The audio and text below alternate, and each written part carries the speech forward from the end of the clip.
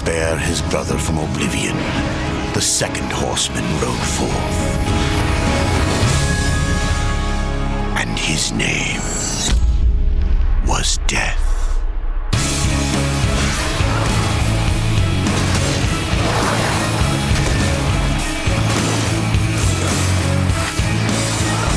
I see you, Rider of Death. You offer so little. I have an offer in mind. Hello everyone, Rurikhan here, bringing you another episode of Darksiders 2. This episode will actually be in post-commentary simply because, like I told you guys in the past two episodes, I'm trying to work up some new ways to commentate on Darksiders to see if maybe I can make it a little bit more interesting, and I thought I'd try post-commentary as well because why not? This is shortly after the last episode. We are in the Shattered Forge. If you guys remember, basically she told us the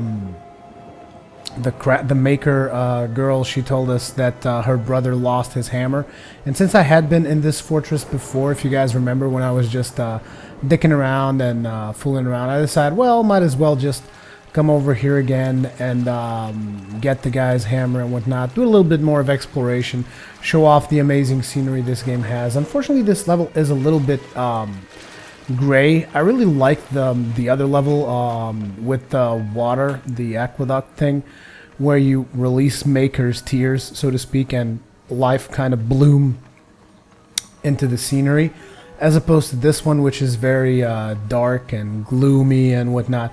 As you can see, I was a little bit lost here trying to gather my bearings after I dived into the water. Did some exploration here, and once again, I do not get tired of talking about this game's graphics. I think they're really good. I am a really big fan of the art style, and I don't know, I just really like it. The animation work as well, and there's just so much stuff to see in this game. But like several people have said, this game is one of those games that I guess is really fun to play, but maybe not as fun to watch. Maybe that is the thing. I'm not exactly sure if that's the case or not, but one of the main objectives of this video is also to gather as much feedback as possible if I should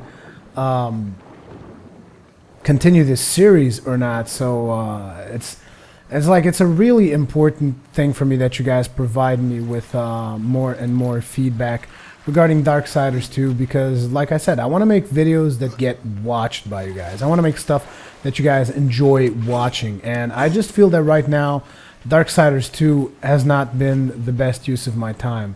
I mean, even though, again, I love playing it, it's just that if you guys don't enjoy it enough to watch it, I mean, I might just play it by myself, be a selfish prick, kind of, so to speak, and try to figure out another series that I'll put in the channel for you guys to watch. I mean, that's just gonna have to be the way this thing is gonna have to go, because I mean, there's trial and error, and there's a couple of series that take off, and there's a couple of others that don't.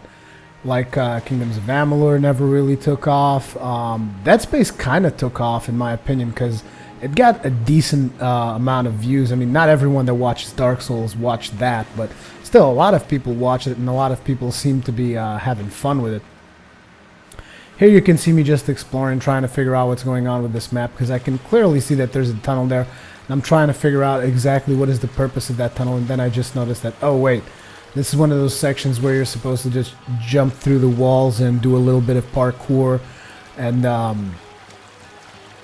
that this is where you end up if you fail, just kind of your get back route. But come on, me as Death failing parkour?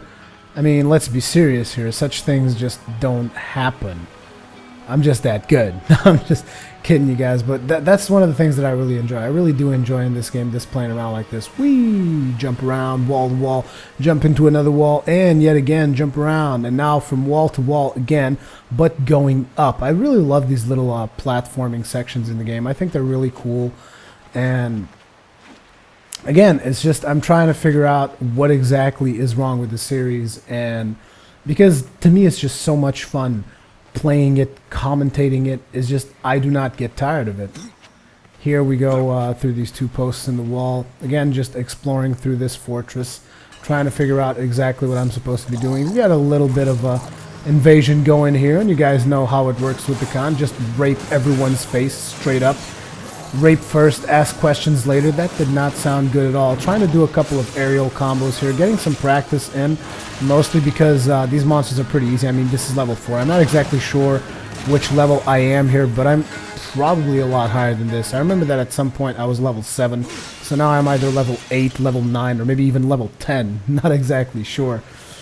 But yeah, now checking out the scenery here, trying to figure out how exactly am I going to get that exploding ball across to the other side. Just trying to make sure that once I drop into the water I have a safe route to come back. Trying to see if I'm supposed to parkour, but then I notice, oh, there's a safe route back, so I'm just going to jump in the water, explore the water a little bit. You know, Death likes to give it a little bit of a dive every now and then. Drown a couple of people along the way, sure, but I mean, Death does enjoy a little bit of a dive. Ooh, I didn't explore that little water thing. Oh my god, I can't believe it. I should have explored that. There's probably stuff there. I really like these explosions. The explosion graphics are very, very well done, I have to say. Aha, I did explore it after all. I was just checking it out, making sure no cards hidden in here. You guys got nothing hiding in here? Sneaky, sneaky, THQ. I know you're very sneaky, hiding things from me. I do not appreciate this. Now I was just parkouring through the wall like a boss because I can. Here I'm just checking out, making sure I didn't miss out on anything. This is the previous puzzle that we did, jumping around like a madman. Now here, going through this thing, kind of just opening up doors and whatnot, starting to switch a couple of pieces of wall around so that we can get to the section that we're supposed to be getting to get the explosives, to pop open the door where the hammer is hiding. But I also noticed, I'm not sure if I noticed here exactly or not, but later on I noticed that there's another wall that you can bomb with this thing that I did not bomb. No, wait. Or is that later? Oh, this is that's in a different section. Never mind what I just said. Here we jump down. We have one of these Ravager dudes come up, but again, he's really low level. But I actually still have a couple of problems with these Stalkers.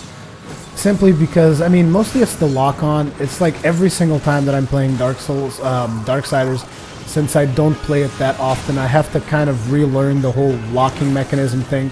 And it's really annoying because, again, I don't like the way they did the locking mechanism. I understand that a lot of people dig it, but I'm so used to the Dark Souls one that I want a toggled lock-on. I don't want to have to constantly press a button. So here's an idea for you, THQ. Seriously, give us a lock-on that's toggleable, so to speak. And by toggleable, I don't mean that you can switch targets, because some people have answered in the video of mine, oh, you can toggle the lock-on, you can flick the right stick and it toggles through enemies. That's not what I meant. What I meant is actually a system that you can press once, stays locked on forever. You don't have to keep pressing the button.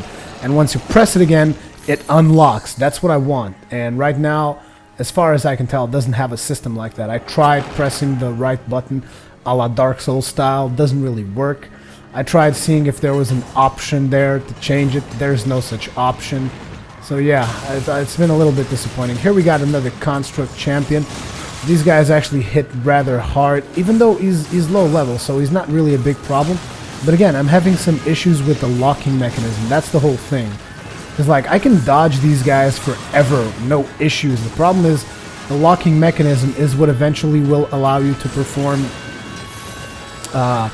better dodges, making sure that you avoid all enemies, which is, again, I still struggle with the locking mechanism. I struggled with the locking mechanism in Darksiders 1, still struggle with it here. And I know that I complain about this most of my videos. Now here I was trying out a couple of aerial combos with the bicycle kick and whatnot.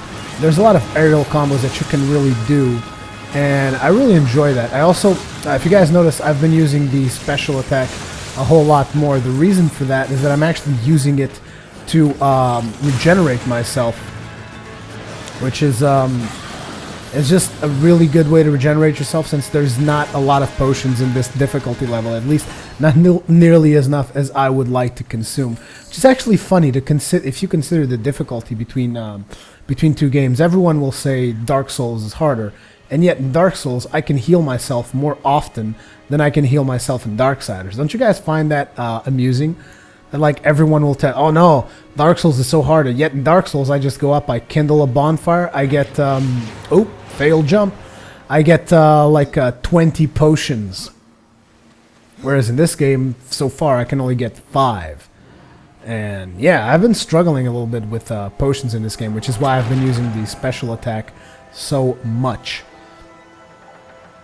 Now this is the room that I was telling you guys about, where there's actually 2 sections that you need to explode with a bomb, and I only figured out the first one, and then I had to go back and redo my whole path to come up and blow this one up here, because there's a chest hiding back here, which apparently is an optional chest, so if you're not careful, you'll actually miss it. Now here we got a lot of parkouring going on, and I really appreciate this kind of stuff. A lot of people say that this is Prince of Persia style stuff, and yeah, I get it, it totally is, but it's stuff that I dig. It's like, I dig the Prince of Persia stuff, I dig the God of War style combat. I dig so much stuff about this game, which is why I have so much issues in dropping it from my list, because it's definitely a game that I really, really enjoy. I have a lot of fun when I'm playing it, and I just keep wondering, is it my commentary? Is it the game itself? Which is why I keep telling you guys, the feedback, it is so important. The feedback to really know what's going on. Because maybe it is my commentary. Maybe my commentary is not good enough when I'm playing this game or something. I don't know, which is why I'm also trying post-commentary. I mean, what I do know is that after this video, I'm going to be taking a little bit of a break here to try and gauge your guys' reaction to Darksiders 2. I mean, what's going on? Why are people just watching Dark Souls and not checking out Darksiders 2? Because, I mean, the two games are not, like, related at all. I mean, apart from the fact that they both have combats, they're both a little bit violent, maybe, but apart from that, I mean, Dark Souls does not have any platforming aspects, no parkouring elements whatsoever, and the combat in Dark Souls is just perfect, whereas this one is... the combat in Dark Souls is a very precise combat style, whereas this one is more of a hack and slash, arcadey type thing. Now here, as you can see, I'm scanning to see, is there anything else that I can blow up? And there actually was, and I should have picked up that that thing, and you guys will see why, because like back here, this is where you actually start your climb to now go on to the place that I've opened. But back here, there's another thing to explode, and I was like, maybe if I go back there, maybe there's another exploding bomb. But no, you have to basically grab the bomb that was there and bring it down with you to blow up that particular section that you guys saw there.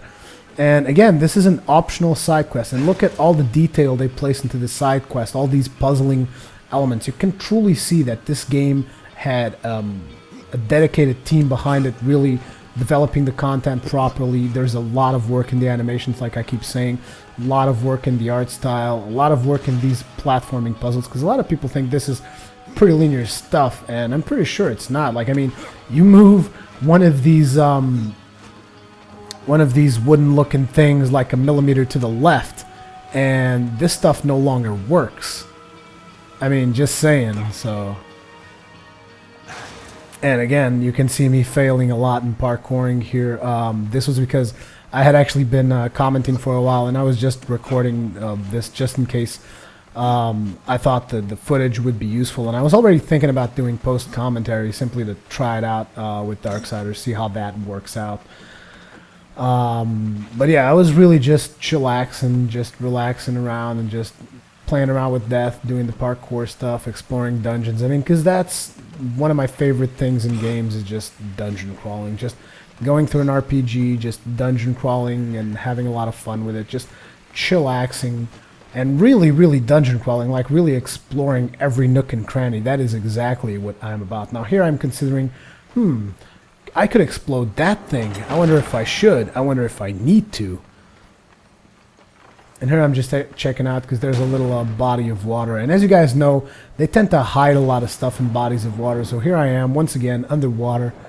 And again, this animation, the underwater, though, in this particular level is really dark. And since I'm recording at 720p, sometimes I look at it and I'm like, quality is just not there yet, in my opinion. I really want to get more quality onto these videos, which is why I'm still waiting for that Live Gamer HD. Again, the latest update so far has been the 3rd of October. Just quite disappointing. I mean, I really wanted to get started on that as fast as possible. Get started on that sweet 1080p action. I can't wait to try it out. But yeah, getting ourselves another chest here. Once again, we got some more parkour to be done. I mean, death is pretty much making Ezio jealous at this point. Just look at this, just going all over the place. Here we got another fight from one of these constructs that we had already fought previously. Now here I got a little bit scared. I thought all of them were going to come at once, and that could have been problematic. Unfortunately, it's only one. And it's like, the thing that really annoys me is that they are so easy, and this is like the maximum difficulty. And I'm just like, why are those things so easy? I just lock onto them, grab my redemption, shoot the crap out of them. Now these guys pose a little bit of a more challenge to me because of the lock-on mechanics, like I told you guys. And here I'm actually testing out combos. I'm trying to do the run plus Y, which is pretty much a heavy combo attack. Again, using the special, really digging those animations. The explosions, man. The explosions just kill me. Then we see a really big one. Comes down, bring a little bit more challenge into this mess. We just completely tore through two of them with the teleport slash. Kick the living crap out of all the small ones, and then all we're left with is the big one. The big one smashes us, and we actually found another Book of the Dead page. Slowly completing the Book of the Dead, and this is going to be an item that we're going to be able to trade with Volgrim. So I'm very curious to see what happens with that. Smashing the crap out of that construct champion. Here comes another swing straight to the face, and he is now exploding. Picked up another item.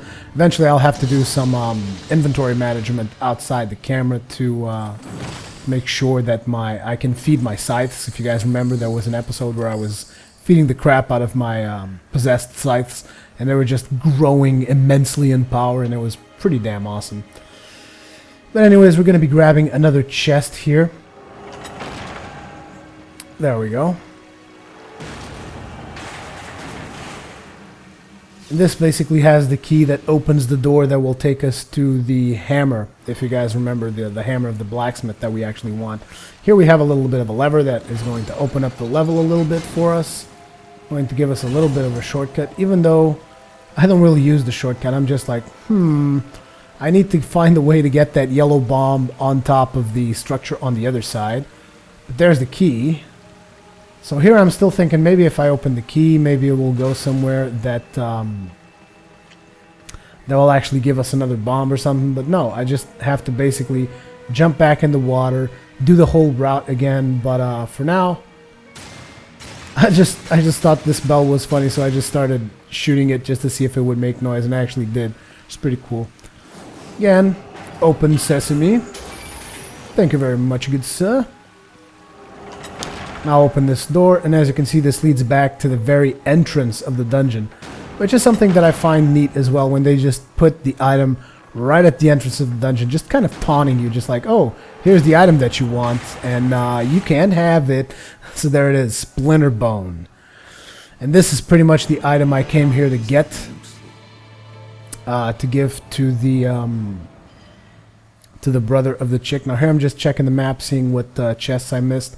And apparently I only really missed that one chest that I was telling you guys about, and I'm like, this is unacceptable. We need to go back, and we need to get that chest done. So as you can see here, going back in, making sure that I complete every single inch of the instance, because, I mean, you guys, well, instance. Like how I say instance in a single player game. But you guys pretty much grinded my gears a whole bunch of times whenever I would miss a single item or a single chest in any of the previous episodes. So I'm like, nope, I gotta complete everything, otherwise they are going to kill me. So here we go, going deeper underground into the water, doing the whole route that we've done before.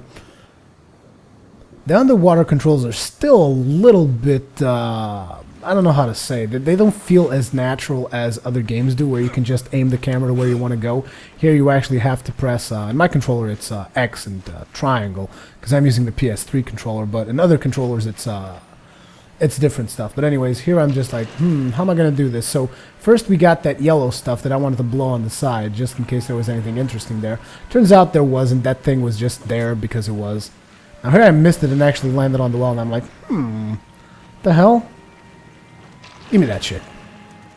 Let me show you how death tosses up a goddamn bomb. Aim that properly, Rurikhan. Come on. Aim that sucker. There it is. Boom. But there's nothing there, really, so now I just grab another bomb. I'm like, well, let's try to take this down with this. Oh, that works. Okay, in that case, I can just aim it up now and blow the crap out of that thing. Boom. Which will now reveal the very final chest. At which point, after this chest, I pretty much just went back to the fortress, and yeah, that was pretty much it regarding this particular dungeon run. Just wanted to show you guys the Shattered, I believe it's called the Shattered Forge. So hope you guys have enjoyed another episode of Darksiders 2, and like I was saying, feedback, guys. I really, really need your feedback as much as possible. Thank you very much for watching, and I will see you guys in the next one.